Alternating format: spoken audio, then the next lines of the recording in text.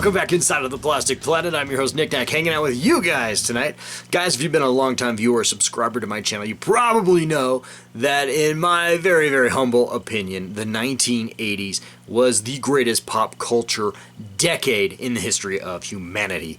There's so much awesomeness that came out of the 1980s, and yes, I am completely biased because I am a child of that decade, but nevertheless, I've got a ton of 1980s inspired collectibles to show off to you guys tonight. Just a big-ass haul from that decade, or basically collectibles that were inspired by that decade, because none of this is actual retro, vintage toys we're talking here. We're all talking about reproductions and new action figures, basically. But they're all from lines from the 1980s, including Masters of the Universe. I got a little bit of Gremlins love to show off to you guys. That's a new one on this channel. And then I also got some more bots, some more Transformers to show off to get to as well. So let's get to it, guys. Let's get to it right now. All right.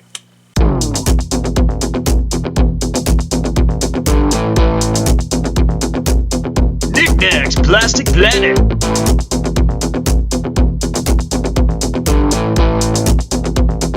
With your host,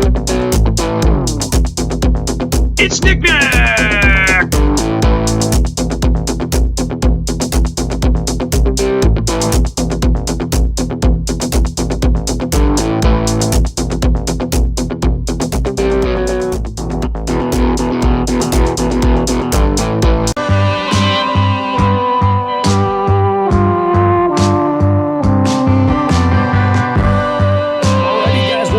I got a buttload of Gremlins. That's right. These are NECA figures from the movie Gremlins. I picked up these at a combination of my local comic book store as well as one of my local Best Buys as well. So I picked up 4 in total for this particular haul. And starting out, first of all, I have got Gizmo there. And I got Gizmo there right now in his little Rambo outfit, or little Rambo getup from the film Gremlins. And this Gizmo is awesome. He's got a little knob in the back where you can actually like move his eyes around a little bit. I don't know if you guys can see that on camera, but that's really, really cool. And then of course he's got multiple face sculpts, as I'm showing you guys right now. He's got this very stern looking Sylvester Stallone sort of portrait right there with his little bow and his little toilet paper roll there, or marshmallow, I don't remember, guys. It's been a little while since I've seen Gremlins, but I know he's supposed to be sort of Rambo Gizmo here. He's got this particular getup. He's also got a little holiday flair as well, and I've got him kind of in a little bit of sad Gizmo with his Christmas hat on, because I feel sometimes a little depressed around the holidays, so I thought that was kind of appropriate. But anyway, that's really, really cool. So anyway, Gizmo has a ton of different kinds of features. You can display him in a number of different ways, so he is really, really cool. And then of course I also picked up the Flasher Gremlin, and he's also got a bunch of cards and some poker chips there. He's also got some awesome 80s shades there. He's got his poker visor on. He's got a beer and a cig. Really, really damn cool. He had a pair of aces on him, but I think they fell off. But anyway, really, really cool. So that's a really, really fun looking Gremlin. Again, these are from NECA, so they are really, really cool. And then of course you have to have Stripe there. And Stripe is looking very, very psychotic and evil. Unlike the other Gremlins, who are just kind of fun. Not that they're not vicious and lethal themselves, but Stripe is the leader, and he is the most diabolical and nasty and psychotic of all the Gremlins, and he looks really, really cool. And of course his little stripe here is like, faux fur, and you can kind of pose it and really, really play with it and play it up. And he's got a little articulation in his mouth, so you can have that open and close a little more. And then of course he's got this awesome vicious chainsaw, so freaking cool. And then last, of course, we've got the General or Ultimate Gremlin, and I have him with a little bit of a movie get up there from the end of the film when they blew him all up in the theater, when Phoebe Cates and what's his name, Billy, the character Billy, blew him up in the theater. And of course he's got a nice awesome Coca-Cola there, which looks, it's not really, it doesn't actually say Coca-Cola on the cup, but it's like really, really close. And it looks like he's almost got like a 1980s Three Musketeers bar. That's not what it says there. And then of course he's got some Skittles down there. Of course they call it Brad bites, but they're actually supposed to be Skittles, I think, and some popcorn bags. So very, very fun. I like him with his 3D glasses on. Really, really damn cool. So these are actually really, really fantastic looking action figures. I'm really glad to have them in my collection, even if I'm not a huge Gremlins fan. I enjoyed it as a kid, but I'm not like a huge Gremlins fan. I didn't have any Gremlins collectibles growing up, but you know, being that the archive/arcade room down here is really taking on real 80s flair, I felt like these guys needed some representation in here. So yeah, they are looking really, really damn awesome, and really glad to have these assholes, and of course the lovely cute Gizmo here in my collection. So yeah, nice job, NECA. These are probably the best NECA products that I've ever bought. So really, really cool.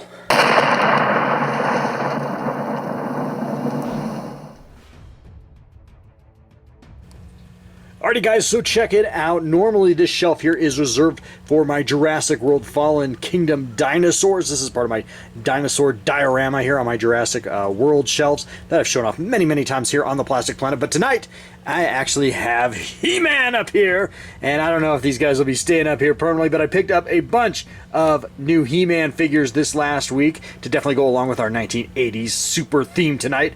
And I'm showing you guys Tila right now. She is there, all hanging out next to that T-Rex skull and her battle armor there. Of course, I've got HeMan up on Battle Cat. I've had him, showed him off in a previous video. I also picked up Man-at-Arms over there. Check him out. He's flanking HeMan there, ready to take on the forces of evil. As you guys see, they are over here. There's Skeletor. I've had Skeletor, but I also picked up Evil Lyn and Beastman. So yeah, Beastman's got his whip out there, man. He's ready for some S&M shit.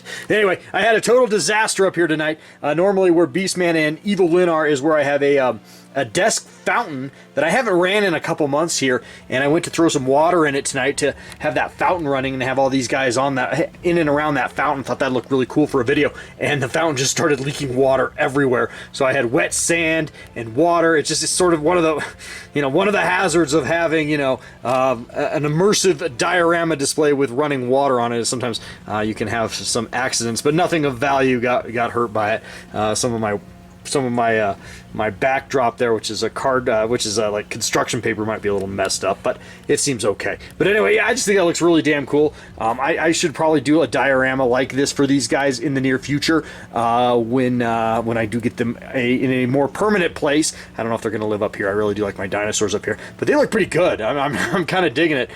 They do look pretty good up here, and I'm really loving this retro line that Mattel has put out. And I didn't collect a lot of He-Man as a kid, but this has definitely given me the opportunity to get into this line, and I mean, they're just fun. I mean, I think there are, as I mentioned when I reviewed He-Man and Skeletor a couple videos back, I think there's better choices if you're a hardcore He-Man fan than these figures. I think there's more premium choices you could buy, but for a casual fan like myself, these are awesome, man. Look how good He-Man looks there up on Battle Cat. I love that a lot. So yeah, looking really, really cool. Gotta love some He-Man, and that definitely goes, like I said, with our 1980s theme tonight. Kick ass. We are back over at my computer desk, and I picked up this piece from my local Walmart store. This is a Walmart exclusive. This is, of course, Blaster from the Transformers, obviously. And what is more iconically 80s than Blaster? I mean, he transforms from a robot into a boombox or a ghetto blaster if you're one of the cool kids. But this is absolutely awesome. This is from, of course, the 1985 Transformer line, and this was really the back of this box. This is really what got me into the Transformers as a kid originally. Just gave me a real flavor of this and why I wanted to be, into this universe here. I remember being in KB Toys back in 1985 and seeing Grimlock on the shelf, Grimlock there, and looking at the back of this box. I'm like, oh my freaking god, this is amazing. And it was hard for me at that age to kind of, steer away from the Star Wars bug, because when I was a kid, about 8, 9, 10 years old, there was nothing cooler than Star Wars, but Transformers did it, man. Transformers and Voltron steered me away from the Star Wars bug, and yeah, particularly this box art was really, really, really influential in that for me, so that's really, really cool to see, and that really takes me back personally.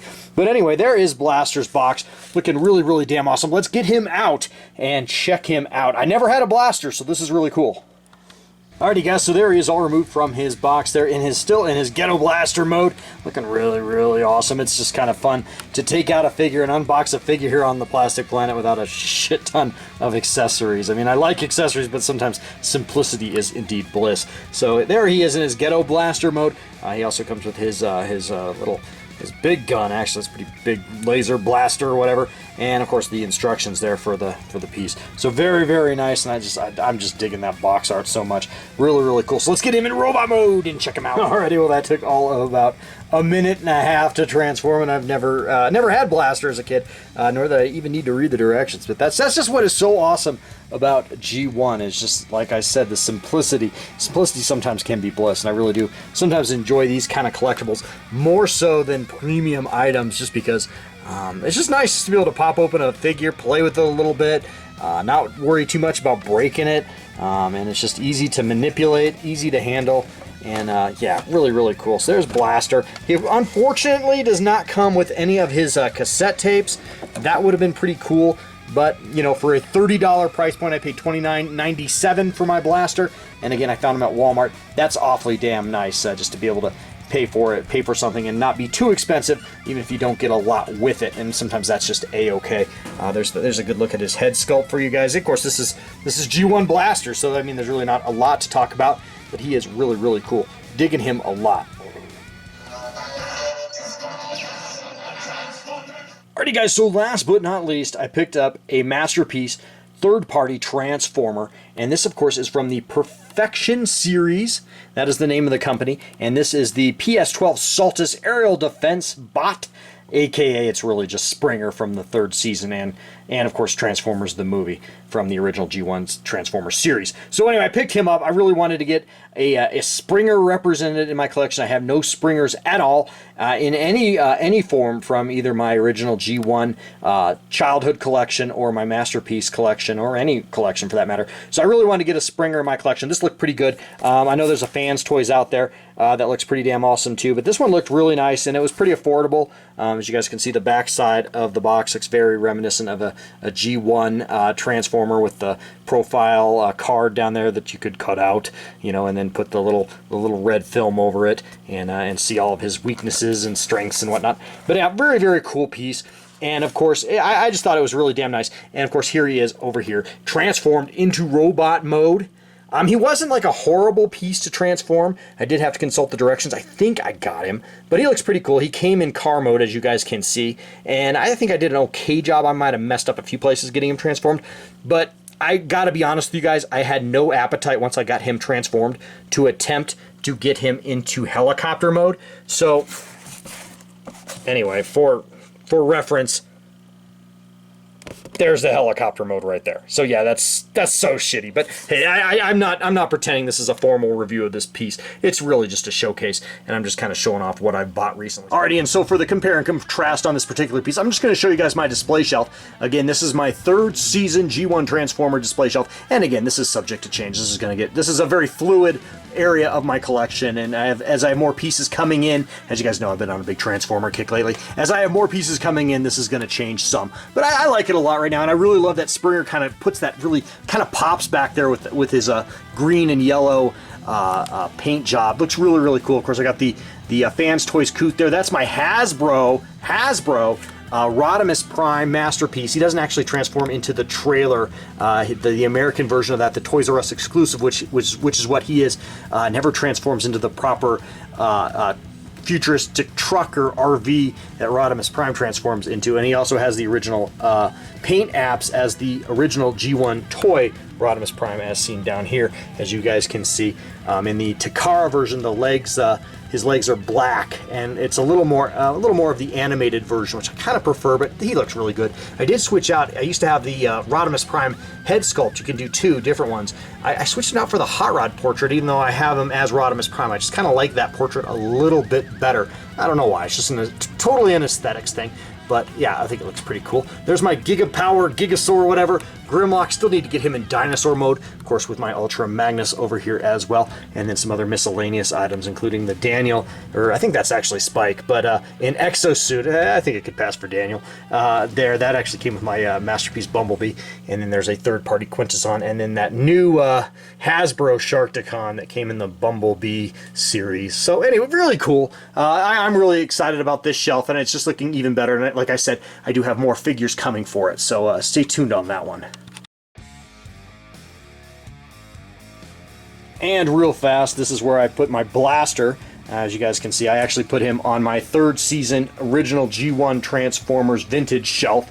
I wanted to fit him in with basically with the 1984-1985 line, but as you guys can see down here, there just simply wasn't any room. I've got him pretty packed in down on this shelf. So this was the shelf that I had some space for. And he was very active in Season 3 and in Transformers the movie, so he works up here as well. And as a compromise, I have my KFC blaster over here as part of the 1984-1985 Transformer. So very, very cool. Alrighty guys, and next up, forgive me, you're going to see a lot of reflection coming off this piece, but this is a really cool Funko Back to the Future retro lunchbox. It's basically like a tin that I picked up at my local Walmart store. Only $10 for this one, guys. And I'm not a big fan of Funko products. I've been sort of critical of some of their fares in the past here on the Plastic Planet, but this is a really, really cool piece. Of course, you have this standard Back to the Future, nice little graphic product art there, and then of course you have basically a little like love to the original movie poster there with Michael J. Fox's Marty McFly there from the original Back to the Future. So really, really cool looking lunchbox. There's nothing really on the side except for a little bit of the DeLorean there in sort of a bit of a retro love there as far as those graphics go. And then on the other side is just basically like a contrail almost kind of thing or whatever as the DeLorean's jumping through time. But anyway, really, really cool looking lunch pail-esque thing. There's really nothing in it. I actually keep accessories to my Gremlins in it, which is a really good idea. It's kind of why I like having these lunch pails sporadic around my collection, because actually you can throw accessories in there. I don't know if that's a pro tip or not, but I think it's kind of cool. So anyway, very, very nice looking piece. Again, only $10. You can't go wrong with that. And yeah, it's really, really cool. Alrighty guys, and just to loop back a little bit to earlier in the video, this is where I have my Gremlins set up and that Back to the Future lunch pail, which is residing behind my Diamond Select DeLorean there with Marty McFly. I showed that off in a previous video. Marty's a little out of scale with that DeLorean, but I think it looks pretty goddamn awesome, I gotta be honest with you. But anyway, there are my Gremlins, and there is Gizmo as well, so they're going to be displayed over here. I'm going to do some more work with this shelf. This is sort of going to be like a little bit of, it's sort of a Spielberg 80s kind of shelf, and it's pretty damn awesome. But I'll do some more work with that as well in the future. But right now it's been really, really pretty awesome. So that's what's going on there. Aw, damn it, I forgot to mention earlier in the video, it wouldn't be the 80s unless we talked about E.T. I picked up this NECA E.T. figure from my local comic book store. And if you guys were on my live stream from about a week or so ago, I talked about this piece, and I had some QC issues with him. Those arms both snapped off the moment I touched them. These NECAs, man, I love them and I hate them. They're beautiful figures. The price point can't be beat on them, but the QC sometimes is a little bit suspect. You always got to warm up those joints, guys, and I didn't do it this time, and I paid for it. They're actually super glued on there, so he's pretty much static, I guess, as you would say. He's never going to be moved out of that pose, but he's kind of hiding back over here on my Pac-Man shelf, and I kind of like him there, just kind of as a little Easter egg here in the collection right below my arcade 1-ups. So very, very cool.